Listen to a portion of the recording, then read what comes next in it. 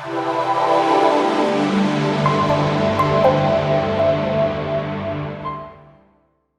everyone, welcome to Kabbalah Academy. In this class we're going to be talking about Chanukah, probably the most recognizable Jewish holiday out there.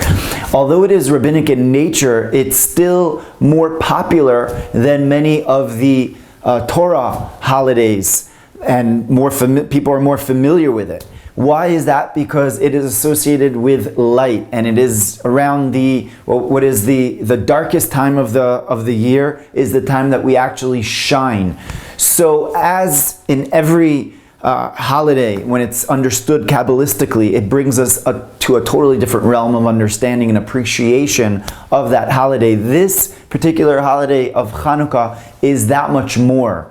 And there's a tremendous amount of lessons, life lessons that are there for us during this season of coldness it's the darkest time of the year again. And it's a time that we could really take all of that energy and sort of bring it into the year that is ahead of us. So, first of all, number one, Chanukah actually means education. Lechanech means to educate. Lechinuch in Hebrew means to educate. And it also means consecration or dedication. And the reason for that is because the temple was rededicated on Chanukah. Now, what happened, just very briefly, there was a tremendous war that the Maccabees fought against the Greek army that was controlling the land of Israel at the time, and Matityahu and his sons Matityahu was the high priest, and his sons were all very zealous priests that came from that lineage of the Kohanim, which we're going to speak about. They basically thought that it was unacceptable for the Greeks to be not only in the land of Israel, but to dictate to them how they should serve God and to serve idolatry. They put a big image of Zeus in the middle of their town in Modi'in, and at that point there was just like, they just went all out with a war. And there were basically 4 major wars that they fought against the Greek army, and they prevailed and they won, until finally reaching the temple.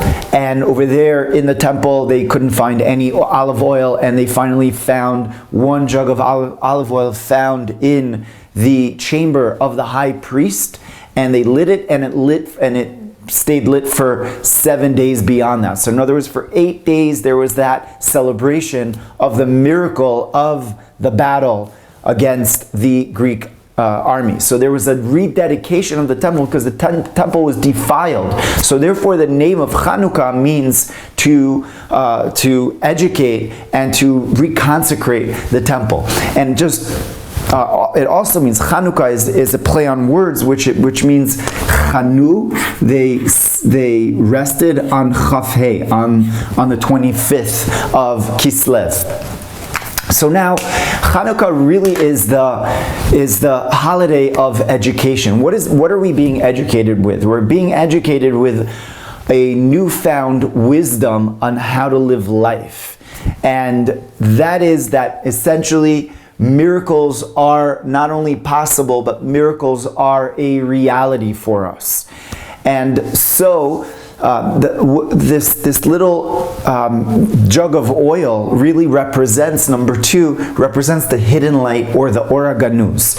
Now, Kabbalistically, this idea of the Ora Ganuz is found right over there in the beginning of the Torah in Genesis. It says when God created the world, He created light and darkness all together, and then He hid the light, and then there was a separation again between light and darkness, and there was day and night, etc., and there was a creation. And basically for 36 hours at the beginning of creation, light and darkness were interchangeably, they were together because they're shown the Or HaGanuz, that hidden light. And after 36 hours, that hidden light was was hidden, right? And it was hidden, and the Midrash says, where was it hidden? It was hidden for the tzaddikim in the end of days. That's one opinion. And in the other opinion, it says that it's hidden in the Torah. Ganzo b'Torah, that God hid his hidden light within the Torah. And we know that many tzaddikim, before coming to an answer, before explaining things, or wanting to understand something very deeply, they would open up the Torah and they would look inside of the Torah and they would get that understanding. Or sometimes it says that they would look into the Zohar, the Holy Zohar, they would get that illuminated light over there, the illuminated Ora Ganuz, and they would have the answer to how to deal with nature, and they would even be able to bring about miracles because they were connected to that light which is above nature, that hidden light. And so, coming back to what we're talking about over here, that education that we're actually gaining is we're being educated on experiencing and on seeing that Ora Ganuz, because we light altogether 36 candles on Chanukah, corresponding to those 36 hours of the Ora Ganuz. And every single day we get a little bit of education, a little bit more, and we know that you can't just bomb someone with a ton of information. You've got to go sequentially, you got to go step by step. And so we start off with the first night, it's 1 candle, second night, it's 2 candles, and so on and so forth, until we are properly educated. And it's brought down in the holy books that the education that we're really gaining on Chanukah is an education for the Mashiach days, for the end of times, for when Mashiach comes, that we'll be able to have that connection to the Ora Ganuz in a very clear way. But it's impossible for us to sort of be in that place without having the holiday of Chanukah. So the holiday of Chanukah comes during this dark time of the year that we gain this, that we're educated to see the light within the darkness. And it essentially really represents that idea of transformation of darkness into light. And we are educated by that. That is the education of Chanukah, the education of the Ora Ganuz, and the education that anything is possible. And so that brings us to number 3, the concept of the Menorah versus the Hanukiah. So many people think that the Menorah, what we call the Menorah, and you see the symbol of the candelabra over there, which is lit on Chanukah, is not really called a Menorah. That is called a Hanukiah. Hanukiah has 8 branches, while the Menorah has 7 branches. And the Menorah was lit in the temple, and the Chanukiah is lit nowadays. And so that there's a number of differences between how the lights were lit in the temple versus the way the lights are lit now. Now the first difference is as we just said, there's a number 7 and number 8, which is super significant, because what's the difference between the number 7 and the number 8, right? Major difference. The second difference is that the Chanukiah is lit at nighttime, that we light the Chanukiah at night. Specifically, it's supposed to be after the sun is already set. And the menorah is lit, or was lit, during the daytime, while it was still daytime. It was before, it was closer to dusk, but it was still during the day. The third difference is that the menorah was lit on the right side. So if one was walking in through to the temple, the menorah was on the right, and the right represents the level of chesed, of kindness, and it represents that light that was inside, that was indoors. It was reflecting towards the right. But the Chanukiah is lit. Actually, in the prescribed way, according to halacha, it's meant to be lit on the left side of the doorway of the entrance. So when walking outwards, there's the mezuzah on the right side, or walking inwards, I'm sorry. The mezuzah is on the right side, and the Chanukiah, it should be on the left side, and that's how it should be lit, preferably. And so these 3 basic differences actually allude and explain to us a tremendous amount about the holiday of Chanukah. And the first lesson that we learn from here is that is that we have to understand the difference between the number 7 and the number 8. And the number 7 represents the culmination of this world. What nature is able to give to us. So nature is absolutely amazing, and it gives us just a tremendous amount of gifts at all moments. So nature is able to expand itself and reveal itself to us, and that is the number 7. The number 7 is the 7 days of the week, and it represents the fullness of this world, the way it's associated with a higher reality. However, the number 8 is beyond world. The number 8 represents the super existence, the realm of the miracle, the realm of the infinite. And in fact, the number 8, Shmone, is this sign of infinity really in the world, because anything is possible. We go up and down and up and all over, and there's no opposition to that realm of infinity, whereas the number 7 has opposition to it. So number 7, we have like the 7th, the Sabbath, and it's extremely holy, but there could be something that could go against the very obvious godly nature of this existence. And someone could say, no, it's not actually a godly existence. It was created all by itself by the Big Bang, and everything happened, whatever. And somebody could argue against it. Whereas the number 8 is a super, is above world type of an existence, and it manifests down into this world in a very clearly divine way. And so the menorah was lit on the right side, and it was lit during the daytime, and it had 7 branches. The reason for that is because the menorah, as powerful as it was, it's all about shining outwards, but it had to be protected within its realm of holiness, and it had to be in this place, the temple, and it had to be lit during the daytime, which is a day of chesed, of kindness, and it was that. And because it was that perfection of the number 7. However, the menorah is the perfection of the number 8.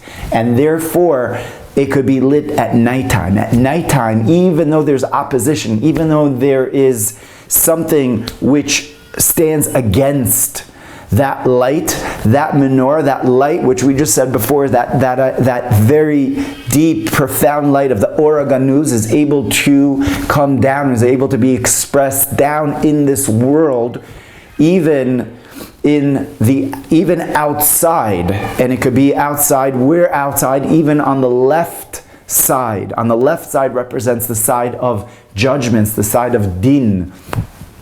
And even there is where the Hanukiah, this light of Chanukah, is able to be expressed. Now, it's actually interesting because it says in halakha, in Jewish law, that there's certain types of oils and certain types of wicks that we are not allowed to use, not supposed to use for the Shabbat, for lighting the Shabbat candles. Whereas on Chanukah, all the oils and all the wicks are kosher. And in fact, you're supposed to light, once again, you're supposed to light the Chanukiah even lower than 10 tfachim, 10 cubits, which represents that you're allowed to really have this light. It's such a high light that it's able to descend down into this world, into a realm of less than 10 cubits, which is really the realm of almost like, it's called like the regel, the feet. And all wicks and all oils are kosher for it, are okay for it. And that represents the idea that it could be lit to the lowest common denominator. And so that is a clue, a tremendous clue of understanding this holiday, and a window of understanding this holiday of Chanukah. And number 4, Cohen's superpower and self-sacrifice. So Cohen's superpower, yes, the K under the shirt, is something that each and every one of us has, and it's called self-sacrifice. Now, self-sacrifice doesn't mean, doing something which is, a little bit crazy, but self-sacrifice means reaching deep within oneself and for one to assume and to know their true nature. What is the true nature of each and every one of us? It's a divine nature.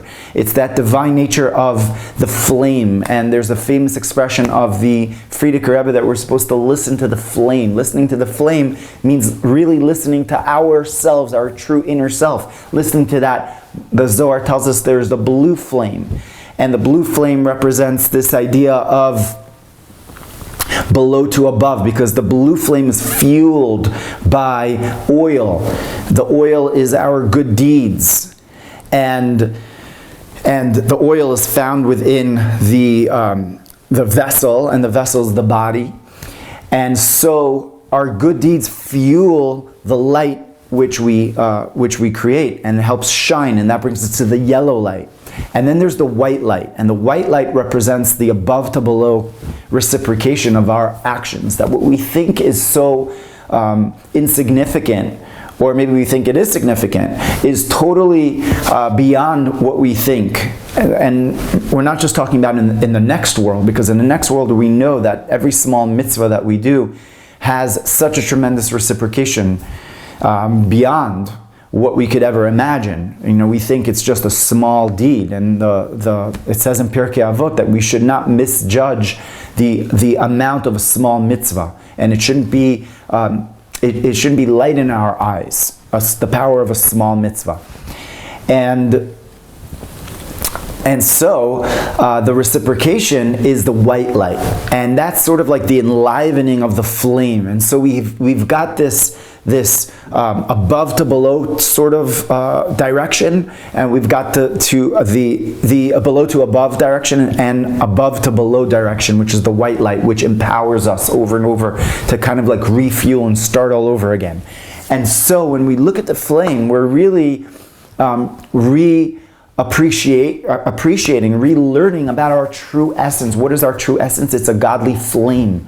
As it says as King Solomon writes in Proverbs, Ner Hashem Nishmat Adam, that the candle of God is the soul of man.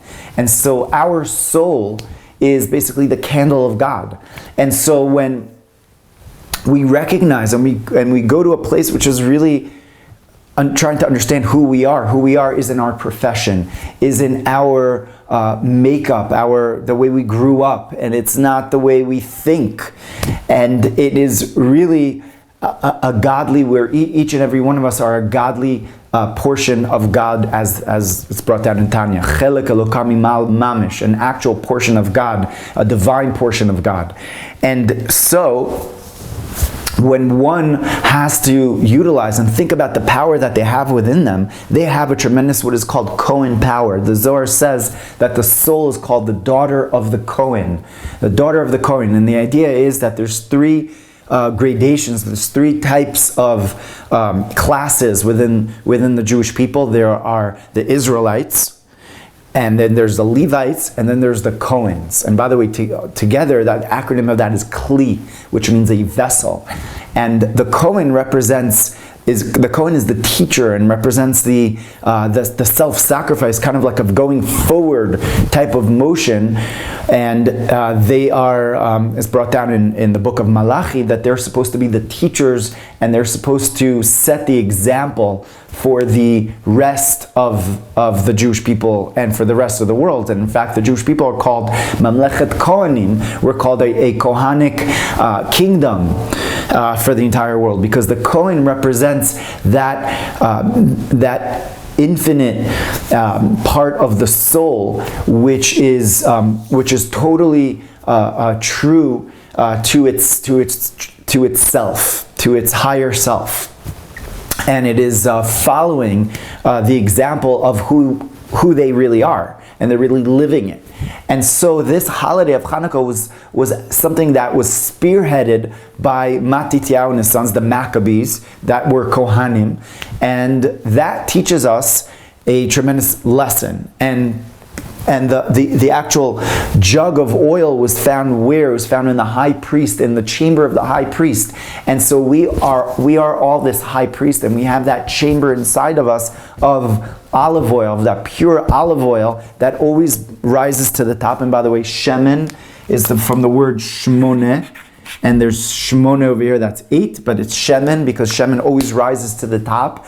And that true part of us, that flask is there, it's hidden somewhere, but once we find it and pour it so that it rises to the top and we assume our true higher self, and we're able to withstand and overcome all challenges in our lives. And so finding that Kohen superpower, have that self-sacrifice. Number 5, New Year for miracles. New Year for miracles. So miracles are constantly around us, and we said before, we look at nature and we see things unfold, and we think that it's nature, but it's really a code word for miracle, for nes.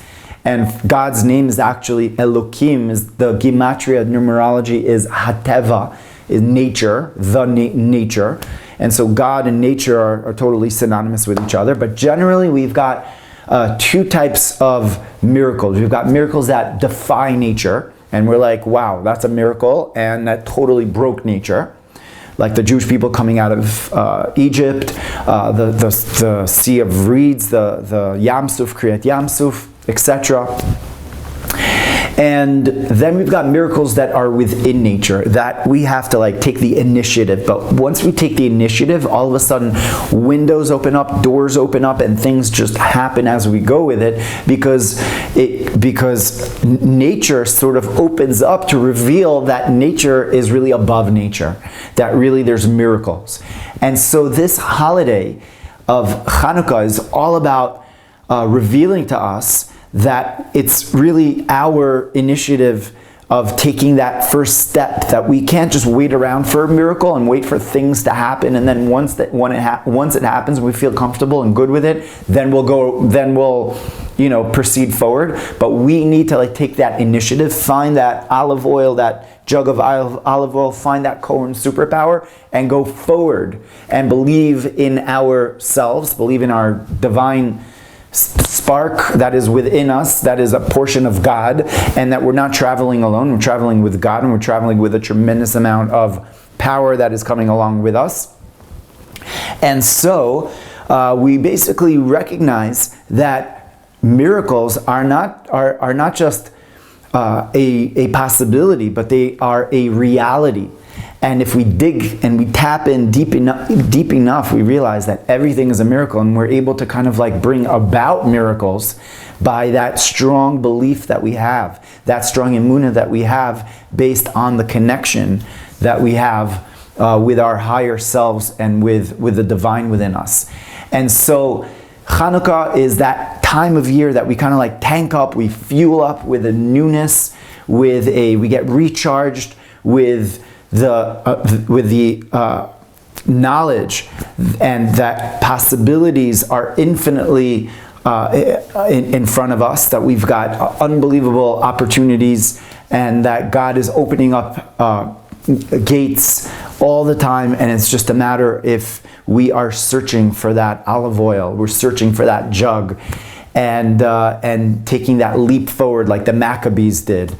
And once we do that, there's no doubt that there's going to be that unbelievable reciprocation, and all of us should and will shine like the most bright lights, candelabra lit in the menorah, and God willing, lit in the menorah in the third temple with the coming of Mashiach, which is the letters of